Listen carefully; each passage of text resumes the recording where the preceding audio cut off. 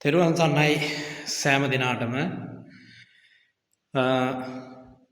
ලැබුවා වූ 2026 වර්ෂය සෑම දිනාටම නිදුක් නිරෝගී මානසික සැනසීම උදා වෙන සුබ නව වසරක් වේවා කියලා ඊ타මත්ම කරුණාසිතින් යුක්තව ප්‍රාර්ථනා කරනවා. ඔබ මේ දකින්නේ ලෞතර බුදුරජාණන් වහන්සේ දෙවෙනි වතාවට වැඩම කරන්නට යෙදුනා වූ ඒ උතුම් නාගදීප පුණ්‍ය භූමිය. බුදුරජාණන් වහන්සේගේ බුද්ධත්වයෙන් අවුරුදු 5ක් ගියාට පසුව බුදුරජාණන් වහන්සේ චූලෝදර මහෝදර කියන නා රජුරුවන් දෙදෙනා මණිපුටුව සඳහා හටගත්තා වූ යුද්ධයේ සමතයකට පත් කිරීම සඳහා වැඩම කරන්නට යෙදුණු බුද්ධ භූමිය. මේ භූමියට බුදුරජාණන් වහන්සේ වැඩම කළා චූලෝදර මහෝදර කියන නා රජුරුවන් දෙදෙනාගේ යුද්ධයේ සමතයකට පත් කරලා ඒ අය බෞද්ධ පිරිසක් බවට පත් කළා. ඒ බුදුහාඳුර කෙරෙහි ඇති වුණා වූ ශ්‍රද්ධාව නිසාම චූලෝදර මහෝදර කියන නා රජුරුවන් දෙදෙනා මණිපුටුව බුදුහාඳුර පූජා කළා.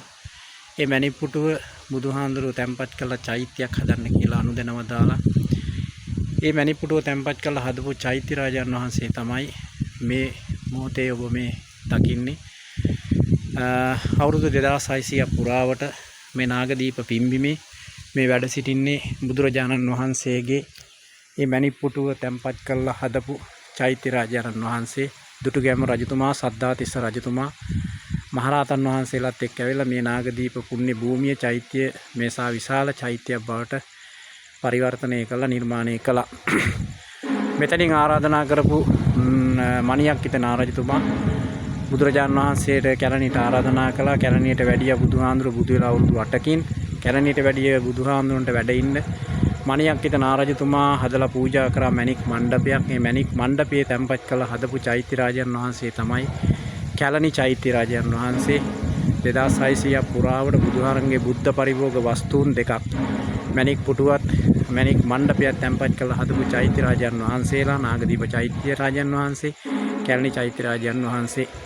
අනාගතයේ ධාතුන් වහන්සේලා පිරිනිවන් පානකොට සියලුම ධාතුන් වහන්සේලා රුවන්වැලි මහා සෑයට එකට එකතු වෙලා ඒ ධාතුන් වහන්සේලා මුතු ඇමුණු මල් මාලාවක් වගේ සැරසිලා දෙවෙනියට වඩින ලංකාවේ එකම පින්බීම තමයි මේ බුද්ධ අධිෂ්ඨාන අතුව මේ උතුම් නාගදීප පුණ්‍ය භූමිය.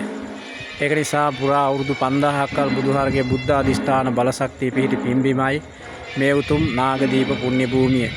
නාගදීපයේ දූපතක තියෙන අපේ බෞද්ධ උරුමය නාගදීපය හැමදෙනාම දැක බලා